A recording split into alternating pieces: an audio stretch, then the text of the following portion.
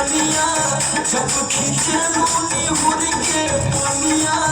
जान मारे झुलनिया आने ऊपर कमर रचनिया